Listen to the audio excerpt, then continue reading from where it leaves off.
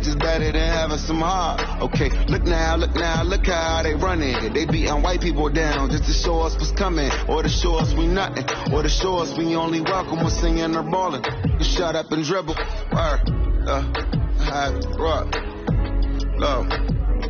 Hey everybody, I'm Carrie Champion. Welcome to We the People. So today we are having a very candid conversation with athletes and artists who want to make sure that you use your voice to vote. Voting is your voice.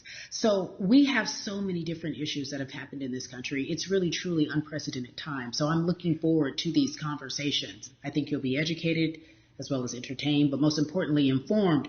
We have morethanavote.org, whenweallvote.org, and fairfight.com. Those resources are imperative as we try to change our future.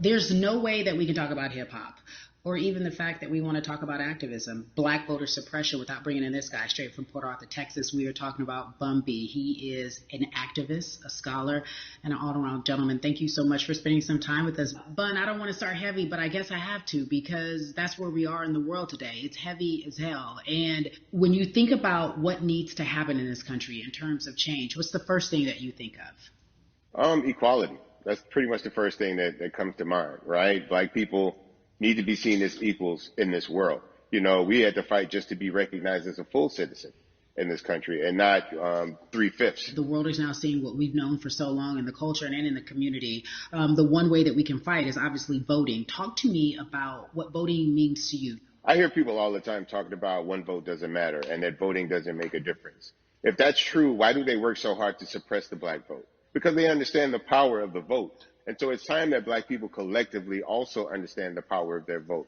And not just on a national level, because a lot of times we only have this conversation every 4 years. People need to be very much involved in their local politics. They need to understand who their elected officials are, where they stand on issues that affect you. And you need to use your vote to either support the ones that care about you and your condition, or to elect people who do. A newer initiative that we're dealing with is educating felons, right? So in the state of Texas, if you're a felon, right, if you've been to jail or to prison, but you're no longer on probation or parole, you have the right to register to vote. Another thing that was just brought to my attention, there's an initiative called Orange, which is happening not just in Houston, but all over the country. If you're in jail currently during pretrial, but you have not been convicted, like you're still in jail waiting for your day in court, you are still eligible to vote. And you said something so key. They work so hard to hope that we stay uninformed, but more importantly, to suppress the black vote. If you could do one thing with this message that we're trying to send today about how important voting is, what type of images would you like our people to understand and see when they go to these polls and vote, or when they cast their ballots? I think the images that we've all seen, for decades in this country, if not centuries in this country, we've seen black people oppressed. We've seen black people attacked. So every time you look back and you see those old black and white images of people of color being attacked by dogs and people of color being sprayed with hoses, that's what they were fighting for. Back then, they were just fighting for a chance to vote. People like Martin Luther King Jr., people like Malcolm X, these people died to help us be in a position to have the power that we have now, which is to be able to cast a vote and make a decision about the people that have controls over our lives. So, I mean, if you in your own community need a reason to vote, look at a person like George Floyd. If the people in your city are not open to police reform, are not open to having a conversation about defunding the police, are not open to issues concerning economic equality, judicial equality, and racial equality, right? If they're scared to say Black Lives Matter, you have the power to put people in those positions who do believe that Black Lives Matter, who do believe in racial equality, economic equality, judicial equality, right? Who see us as human beings. And if the people in your community don't feel that way, vote them out. It's that simple. It's just vote them out. We don't have enough time to sit around and hope that people change their minds. Yeah, Bumpy, you point out something so important. We have the power. And that is in our vote, and that is with our voice, and that's how we use our voice. I think of where we are right now. People say this is a particular moment, but it is a movement, not just a moment. It is a movement. Why, in your opinion, was it George Floyd's death, why was that the chosen brutality for people to say, oh my God, Black people are still oppressed in this country, and it is not fair? I think it's twofold, Carrie. In so many different encounters between people of color and the police, there simply is no proof of what happened in the interaction. And so what happens is in a court of law, it tends to lean towards the policeman's point of view, right? In this case, we saw very clearly what happened. I think the other thing is due to the fact that everyone was at home, basically, during this time period in relation to the coronavirus, you couldn't avoid it, right? It was on every television station. It was on every social media platform. Everywhere you turn, you were constantly hit upside the head with this message. You see in the interaction that this man did nothing to deserve what happened. That's right. I think that's so well said, because if you think about it, in the grand scheme of things, it wasn't worth it, and he didn't have to lose his life. I think that you touched on something that a lot of people talk about, and that is now defunding the police. That has been such a huge conversation, but there's so many misconceptions around defunding and dismantling. If you will, educate the audience. All right. So most people, when they hear the term defund the police, they tend to think of, oh, they're going to take away our police department. Nothing could be further from the point. Defunding the police means that in certain communities, even Houston, take for example, we had over $1 billion allocated to our police force. Now, what is that money being used for? Some of that money tends to be allocated towards riot shields, right? Pepper spray, right? That kind of thing. That's only used against the people that fund this budget, right? So why would the people want to supply the police with the means to oppress them? If the police are concerned about the situations in certain communities with a higher crime rate, well, higher crime rates tend to happen in communities where there's not employment opportunities, right? There's not a lot of social services, and people are going to do what they need to do to take care of themselves and their families. When the community has more opportunities for employment, more opportunities for upward mobility, then they tend to be less of a strain on the government. They tend to have a lower crime rate. And because of that, we'll have less need for the police in those communities. You are passionate about so many different things in terms of making sure that we are holding our leaders accountable. Talk to me about some of the other projects that you're working on. Well, right now, obviously, being a part of More Than a Vote is essential. We're dealing with primaries in this country right now. And we just want to educate people. We want to inform people because people are tired. They're angry. They're concerned. And they want information and they want action.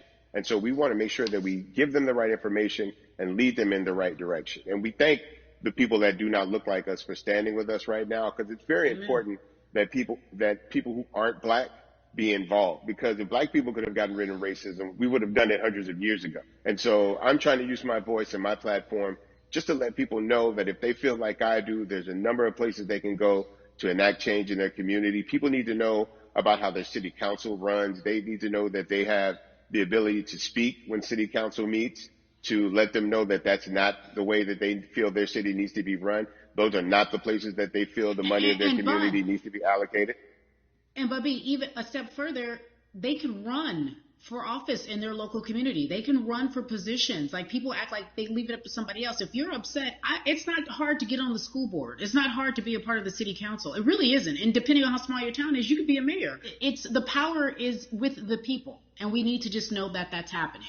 Absolutely. And it's always been with the people. You know, if you look at Trayvon Martin's mother, Sabrina Fulton, right? She felt that there was a system of racism and a system of oppression that led to her son's death. And so what did she do? She ran for city council, and she was elected to city council. Our own former president, 44, Barack Obama, right, started in the community as an activist, ran for an elected position, became senator, ran for another elected position, and became president of the United States. So don't think that you can't make a difference. You know what I'm saying? You don't need a lot of money. You don't need a lot of power. Your voice is enough to make a difference. Amen. I feel like I need to go out and run for something. You gave me a rousing speech there, sir. I'd be remiss if I didn't ask you this. When I talk to my brothers, I have to ask you, as a Black man, how are you doing? Are you okay? I'm good. I have a very strong relationship with God, so prayer definitely works for me. I have children and grandchildren who are watching me, who are encouraged by what I do, and they're proud of me right now, you know, and that's really what matters, you know. The change starts at home, you know, so as long as you have a support system that believes in what you're doing and supports you in what you're doing, you have everything you need to go out there and fight the good fight. And for those that don't, there's a community of people here to help you. So you can go to places like morethanavote.org. There are many different places that will encourage you, inform you, and they will put you with groups of people that feel like you, that are ready to take action. So no one has to go about this alone if they want to do it. Yeah, we're stronger together. People have been saying it, but that has much more meaning now that we are in our movement, not just this moment. Bun B, it has been an education, always a pleasure. Thank you so much. I appreciate you. Keep fighting the good fight. Keep up the good fight.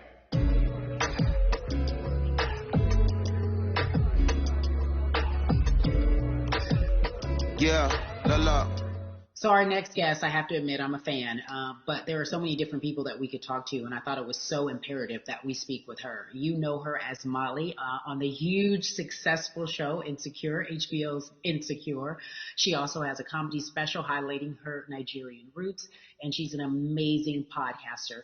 Let's welcome in Yvonne Orji, everyone. You have such a beautiful way of making things funny, giving us our medicine with some candy, right? The humor and the healing. You bring all of that to your space. And right now, as you look across this country and how everyone is so, it's depression, it's unemployment, the list goes on and on. How are you doing, quite frankly?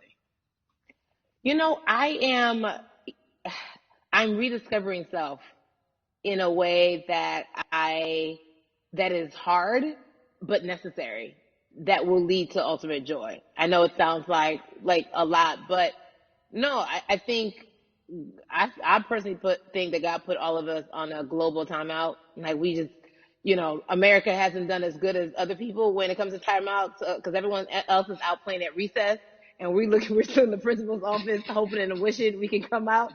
But I think that if we settle into the timeout and really learn the lesson that we're supposed to learn from this season, I think we'll emerge better. We'll learn how to play well with others in more ways than one. And so personally for me, I'm taking this time to learn me in a new way. I feel like I'm being ushered into a new season, and I'm getting still, because sometimes the busy confounds the work that we're supposed to actually be doing. We're busy doing other stuff, but we got work that we need to do on the inside. And I'm leaning into it. I'm like, dang, I thought I was going to be able to rest like everybody else. And you guys like, nah, we got work to do. You know what? And I think that's what everybody, that we be better. And you said it's